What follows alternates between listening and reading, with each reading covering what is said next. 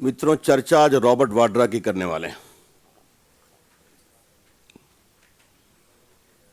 Election commission ने यह कह दिया कि मॉडल कोड ऑफ कंडक्ट का वायलेशन नहीं हुआ है, तो कांग्रेसी इतने फूले नहीं समा रहे हैं कि मानो हुआ कि सारा स्कैम खत्म हो गया है। आज मित्रों, मैं कुछ बहुत गंभीर सवाल आपके सामने उठाऊंगा और बड़ी जिम्मेवारी से यह कहने की कोशिश करूंगा कि शायद चुनाव आयोग के सामने सभी सच्चाई को नहीं बताया गया। I am constrained to observe that in view of the highly suspicious circumstances, a very legitimate conclusion can be drawn that all the facts perhaps were not disclosed to the Election Commission when the BJP through Shri Ram Krishna made a complaint. हम उसके आदेश को आपके सामने रखेंगे। Friends, just to recapitulate, इसकी चर्चा बहुत कर चुके हैं, लेकिन बहुत ब्रीफली आपको मालूम है कि फरवरी 2008 में 3.53 एकड़ जमीन खरीदी गई एक ओंकारेश्वर प्रॉपर्टी से 7.5 करोड़ में। 18 दिनों में उसको कॉलोनी डेवलप करने का लाइसेंस मिल गया। स्काईलाइट हॉस्पिटैलिटी को, ऑलमोस्ट ए personal own company mister Robert Vadra. और दुनिया में कभी इतना एप्रिसिएशन नहीं हुआ कि फरवरी 2008 में जो जमीन 7.5 करोड़ में खरीदी गई, उसको जून जुलाई में ही 2008 by various agreement to sell 58 crore में DLF यूनिवर्सल लिमिटेड को बेच दिया गया। तो सिर्फ फरवरी से जुलाई यानी कोई 5 महीने के बीच में 3.5 एकड़ जमीन का दाम 7.5 करोड़ से बढ़कर 58 करोड़ हो गया। और जब 18/9/2012 को सेल डीड हुई, तो उस सेल डीड में यह प्रोविजन है कि the money is being charge both for the land and the licence. इस बात को आप ध्यान रखेंगे। और जबकि जुलाई 2008 में ही उन्होंने सारी पैसे ले लिए, जमीन का पोजीशन दे दिया, फिर भी 2011 में उनके लाइसेंस को रिन्यू किया गया। इसी चर्चा बहुत कर चुके हैं, हमको बताने की जरूरत नहीं है कैसे कई चेक भी पाए गए कि सही नहीं थे। We have talked about those things. एक बात आई थी कि शायद हरियाणा सरकार को मालूम है कि हम हारने वाले हैं, इसलिए इस लैंड को कुछ ट्रांजैक्शन को वैलिडेट करने की बात हुई थी। लेकिन मित्रों, एक कहावत है ना कि भ्रष्टाचार को कितना भी छुपाइए, सच्चाई सबूत लेकर सामने चली आती है। Truth has a very uncanny habit of appearing and reappearing, at times with conclusive evidence. और इस मामले में भी ऐसा ही हुआ है। जब हमने कंप्लेन किया तो इसकी कॉपी आपको हम देंगे। ये इलेक्शन कमीशन का आदेश है और इस विषय को थोड़ा आप गंभीरता से सुनेंगे तो बड़ी कृपा होगी। इसमें इलेक्शन कमीशन ने जो नोट किया है वो मैं आपके सामने पढ़ता हूं और इसके इंप्लीकेशन को बताऊंगा। The report dated 7th October 2014 received from the Financial Commissioner and Principal Secretary to Government of Haryana Town Planning states, it's very important, the decision on the request for renewal and transfer of license in favor of DLF Limited is pending in the department since October 2012. What is? The decision on the request for renewal and transfer of license is pending in the department since October 2012 for want of clarification regarding the issue of ownership. The department has sought this clarification from Director General Consolidation Land Holding Land Record, which is yet to be received. सीधा मतलब है कि licence के renewal और land के transfer पर निर्णय अभी पेंडिंग है, क्योंकि जमीन की ओनरशिप के बारे में हमने director of land records and land holding DG से क्लैरिफिकेशन मांगा है। हमें तो कोई आपत्ति नहीं है, लेकिन क्या ये हरियाणा सरकार के 2 वरीय अधिकारियों ने सच्चाई बोला? अब यहीं पर हम एक दूसरा डॉक्यूमेंट पढ़ते हैं।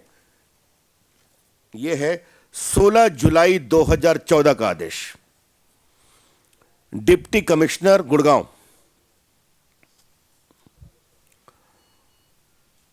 इसकी चर्चा पाता तुम किए हो कभी पहले? इसकी चर्चा पहले हुई होगी। इसमें आपको मालूम है वो अशोक खेमका के आदेश को जो कमिश्नर रैंक के ऑफिसर हैं डिप्टी कमिश्नर ने अंडू कर दिया, उसको मैं बाद में आता हूं। इसके मैं 2 पैराग्राफ को पढ़ता हूं। इस संबंध में निदेशक चकबंदी हरियाणा ने अपने पत्रांक दिनांक 19/6/14 द्वारा स्पष्ट किया है कि सहायक चकबंदी अधिकारी का कर्तव्य है कि बतौर सहायक कलेक्टर द्वितीय श्रेणी इंतकाल मंजूर कर सकता है। अतः उपरोक्त स्थिति में पूर्व निर्देशक के आदेश पत्र कानून संगत नहीं है, अधिकार क्षेत्र से बाहर है। एक जूनियर ऑफिसर कह रहा है कि सीनियर ऑफिसर का आदेश गलत है, उसको छोड़िए, मैं बाद में आता हूं। अब देखिए सबसे इंपॉर्टेंट, अतः इंतकाल नंबर 4153 सहायक चकबंदी अधिकारी द्वारा बतौर सहायक कलेक्टर द्वितीय श्रेणी ने कानून संगत मंजूर किया है, क्योंकि Messrs Skylight Hospitality Private Limited में डीएलएफ यूनिवर्सल को रकबा ठीक व्यय किया है। The sale has been properly done, व्यय मतलब सेल। वर्तमान में राजस्व रिकॉर्ड के अनुसार डीएलएफ यूनिवर्सल प्राली तहाल मालिक है। That means DLF universal is the owner in terms of revenue record. This is being said on 16th of July 2014. तो अगर यह सच्चाई है तो finance commissioner and principal secretary to government of Haryana चुनाव आयोग को यह क्यों कह रहे हैं, the decision on the request for renewal and transfer of licence is pending in the department for want of clarification regarding the issue of ownership. बड़े पदाधिकारी चुनाव आयोग को बता रहे हैं कि अभी हमने कुछ नहीं किया है, कोई मॉडल कोड ऑफ कंडक्ट का वायलेशन नहीं है, क्योंकि किसकी मालिकियत है इस पर हमें स्पष्टीकरण प्राप्त करना है। यह चुनाव आयोग का वेबसाइट पर आदेश है जो रामकृष्ण जी के एप्लीकेशन पर निर्णय हुआ है। और सिर्फ 2 महीना पहले 16/7/14 को गुड़गांव के असिस्टेंट कमिश्नर डिप्टी कमिश्नर यह आदेश पारित कर रहे हैं कि नहीं, डीएलएफ की जमीन है, रिकॉर्ड में दर्ज है, और उनके वरीय पदाधिकारी अशोक खेमका ने जो निर्णय किया वो गलत है। मुझे 3 सवाल करने। पहला सवाल, चुनाव आयोग को हरियाणा सरकार से जो रिपोर्ट गई उसमें डिप्टी कमिश्नर गुड़गांव के इस आदेश का जिक्र क्यों नहीं है? The BJP would like to know that when the finance commissioner and principal secretary of the government of Haryana furnished a report to the election commission, why they were conspicuously silenced about the order number 1684-86 dated 16/7/2014 of Deputy Commissioner Gurgaon. इसे क्यों छुपाया जा रहा है? दूसरा सवाल, एक deputy commissioner ने यह आदेश किसके दबाव में पारित किया? क्योंकि जहां तक हमारी जानकारी है यह आदेश की कॉपी देखिए, मुख्य सचिव हरियाणा सरकार, अतिरिक्त मुख्य सचिव वित्तायुक्त हरियाणा सरकार, राजस्व एवं आपदा प्रबंधन विभाग हरियाणा चंडीगढ़, तीनों को भेजा गया है। यह भी मेरे लिए सरप्राइज है कि एक डिप्टी कमिश्नर आदेश पारित करता है, उसको अपने से ऊपर को देना चाहिए। आजकल थोड़ा केंद्रीय मंत्री हूं तो ब्यूरोक्रेटिक प्रोटोकॉल को और समझ रहा हूं, तो एक डिप्टी कमिश्नर चीफ सेक्रेटरी को मार्क कर रहा है, एक deputy commissioner additional chief secretary को मार्क कर रहा है। You all know above deputy commissioner there is commissioner, then the zonal commissioners are there, the chief secretary is the highest authority, and how can a deputy commissioner mark a letter to the chief secretary? लेकिन उसने mark किया, मतलब कहीं से आदेश था कि तुमको यह करना है। तो अगर था तो चुनाव आयोग को क्यों नहीं बताया? दूसरा सवाल यह है कि हरियाणा सरकार रॉबर्ट वाड्रा की स्काईलाइट हॉस्पिटैलिटी ने जो जमीन डीएलएफ को ट्रांसफर की उसकी ओनरशिप के बारे में 2 स्वर में क्यों बोल रही है? why is the Haryana government speaking in two voices as far as the ownership in the revenue record of DLF Universal over the land transacted by Robert Vadra controlled company Skylight Hospitality is concerned? ये हमारा दूसरा सवाल है। और तीसरा सवाल, ये सवाल और सुझाव है और आरोप है कि उनको मालूम था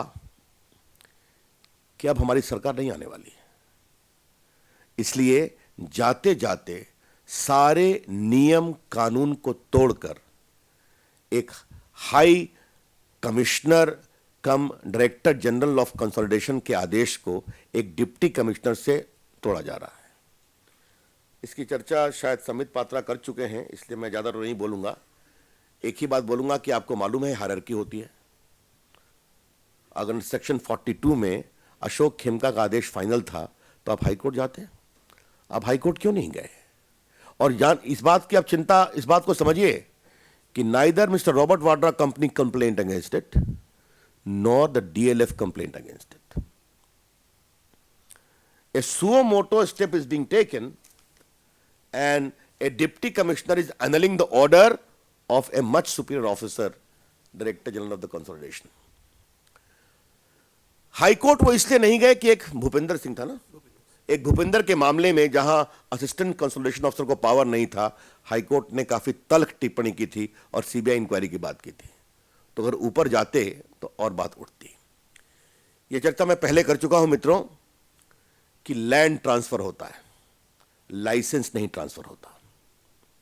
लाइसेंस कोई भी शायद 4-5 करोड़ लाइसेंस फी है, ले सकता है। But it was something very surprising that Mr. Vadra's controlled company not only sold the land but even sold the license.